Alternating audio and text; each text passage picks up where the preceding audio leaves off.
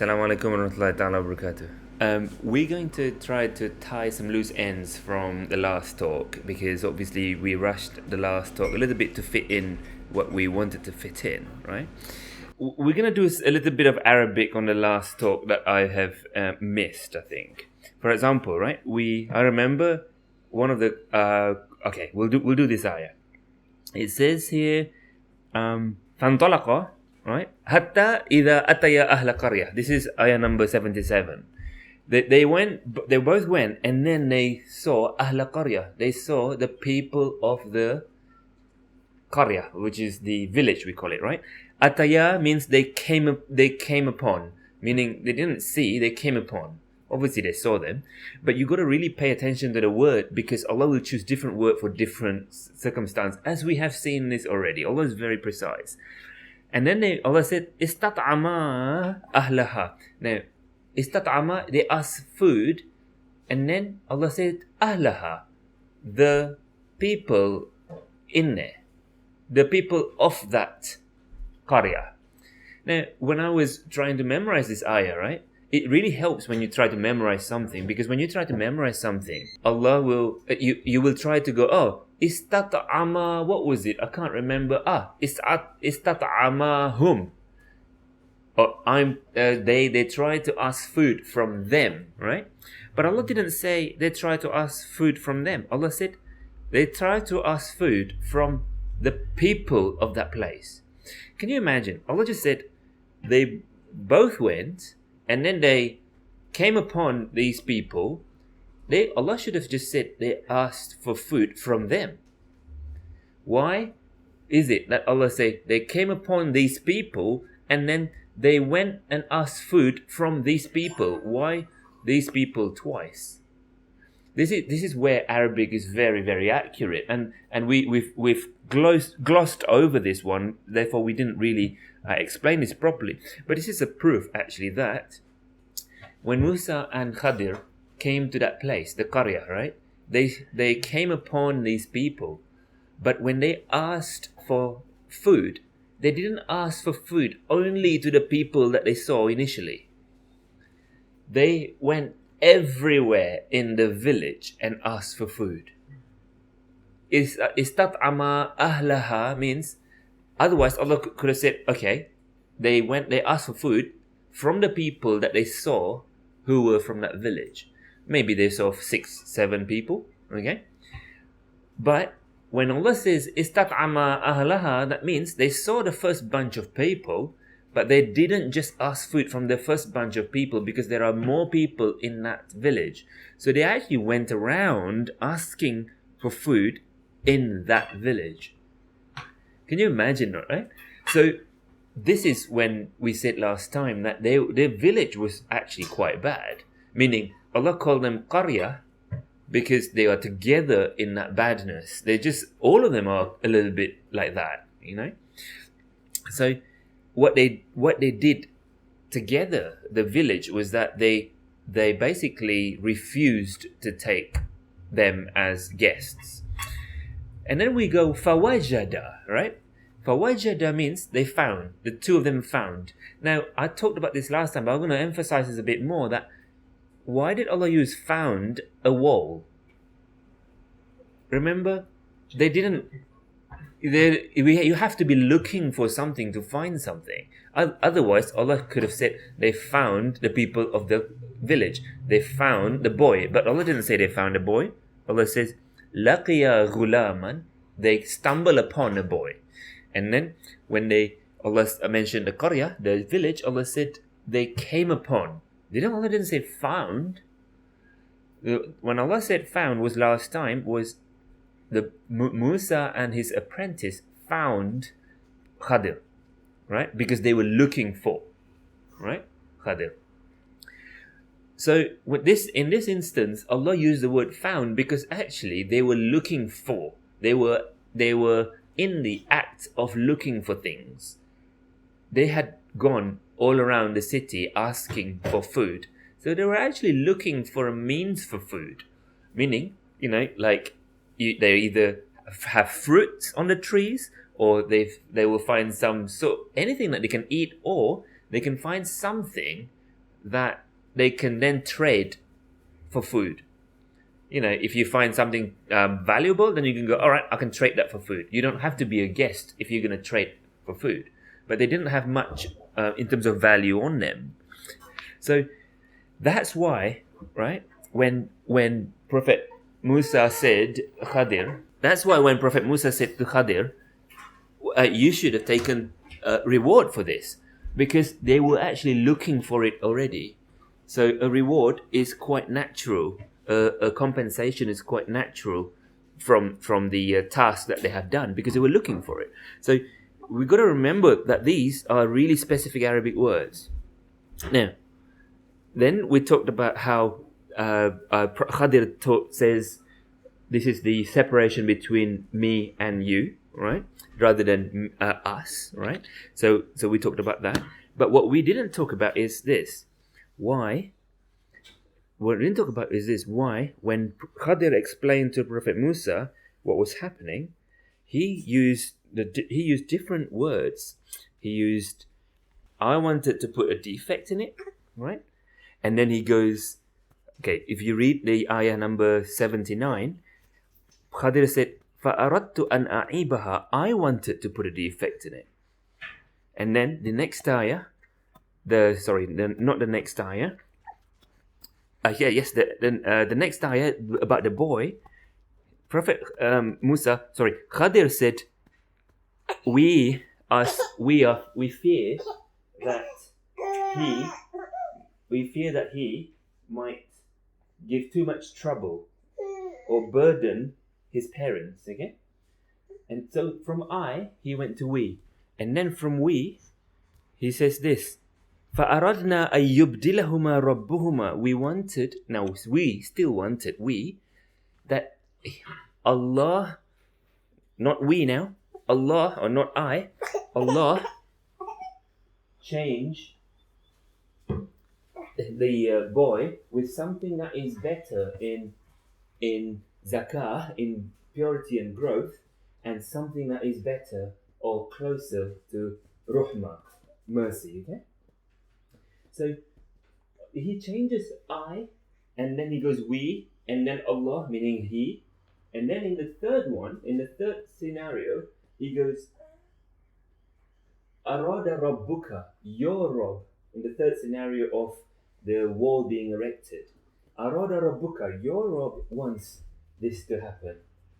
Right? فَأَرَادَ رَبُّكَ أَنْ يَبْلُغَ, so your Rabb wants that these two reach their maturity, or the ghulamain reach their maturity, and then they can get out the kanz, the treasure. So if you look at this, so this is how the Arabic is precise. This is not necessarily super important for the lesson that we already talked about last time, but the precision in Arabic is this. When Khadir is very knowledgeable, obviously. Khadir knows so much from Allah, what Allah has taught him, but it doesn't actually make him go, right, I know this knowledge, therefore, everyone follow me, and I'm better than you, and I can do what I like now because I have so much knowledge. Do you know what he does? He becomes even more careful with his words. So now we're finding that when he says he has scuttled the boat, right? He has put a defect in the boat. He is so careful that obviously this is Allah's plan that he does this, and he knows that this is what he has to do. But he didn't say it's Allah's plan because he doesn't ever want to associate defect with Allah or Allah's plan. So he goes, I wanted to do it. I wanted to put a defect in the boat because he doesn't want that word a'ibaha, that is putting a defect in. He doesn't want that word to be associated with Allah. He is so amazing, this guy. So the knowledge that Allah gave him, right? He doesn't abuse it. It makes him even wiser. And the next one, he goes, and it's about killing a boy.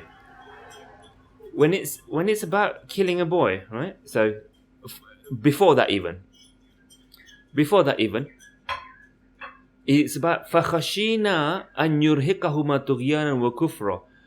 When it comes to take away life, and when it comes to taking away life, because that's what killing a boy is, he goes, we are we fear that this might happen. Obviously, this is Allah's plan. So instead of him going, I fear that it might happen, because then it means I can then take anyone's lives, he goes, actually, I had to do it because Allah wants me to do it. So he goes, we. Now, taking lives is not actually a defect. Taking lives away is Allah's planned job all the time, right? We see it as a loss, but Allah doesn't always see it as a loss. So even in certain surah, I think it was Baqarah, that it says, or no, maybe Ali Imran or Ma'idah, when when martyrs, right? Allah says, don't call the martyrs that dead. They're not dead. Bal ahya, Allah says, instead they are alive. So when he has to take someone's lives, he goes, at Allah, because I don't have no one should even think I take anyone's lives. When it's about defects, he goes, me, because no one should think Allah puts a defect in everything, right? But when it's about the next ayah, we wanted, he said, right, because that's about the taking the life, that Allah changes, their Rabb replaces what is better for them. He didn't say we replace what's better, because when it comes to replacing, he doesn't even want to think that he has a role in it at all, because Allah replaces it with something good. So he goes, Allah. But when it comes to the two orphans that had their treasure underneath, he goes, your Rabb wants to do this, all right? Because that is about the mercy that Allah wants to give people, the treasure that they put away. So your Rabb, Musa, your Rabb wants to replace this. Rabbik, he says, Rahmatan min Rabbik. فَأَرَادَ رَبُّكَ أَن يَبْلُغَ أَشُدَّهُمَا وَيَسْتَخْرِجَ كَنْزَهُمَا رَحْمَةً مِّن رَبِّكَ. So your Rabb wants to replace this. So he goes, I have not even a part in this. Although obviously he did a lot of work putting that wall up, right? So it makes sense that all of these pronouns that have been changed from I, we, and he, actually in Arabic is very strategic. Now, another bit of Arabic here before we move on to the next part of the surah, is this. And we didn't really have time to talk about it last time. Now, look at that jidar, look at the wall, right? He said, فَكَانَ لِغُلَامَيْنِ يَتِيمَيْنِ, okay, fine. وَكَانَ تَحْتَهُ كَنْزٌ لَهُمَا. Underneath the wall, there was a treasure for them both, okay? Now, for them both, okay? Now look at this. And then Allah, your Rabb wanted that these two boys grow up and get their strength, and then they take the treasure for both of them? Or what? What did Allah say? Allah didn't say treasure for both of them anymore. Allah says their treasure. There's a difference between the treasure for both of them and their treasure. Because the treasure for both of them, because they're not responsible enough to look after the treasure. But when they are big, the word is their treasure, because they should be looking after the treasure by then. So everything is very specific in Arabic. And when you try to memorize this ayah, you have to know why is that word kanzun lahuma, and then kanzahuma, the la disappears. There's no lahuma in the second one. And if you don't know that, then it's hard to memorize. But it's also you missing out on some beautiful points in Arabic. So yeah, so there are a few things here. And when we talked about the lessons last time, right? We talked about the lessons from these stories, and I'm not going to repeat them today. I want to add to some of the things that we might not have talked about. Aisha said, is it that he has a firasa, like an ability to read the situation and then act accordingly, right? So he goes onto the boat and there is a problem that he's heard about. The king is going to take the ship. So you go, okay, I'm going to do something and I'm going to decide what to do now. And he decided things like perfectly.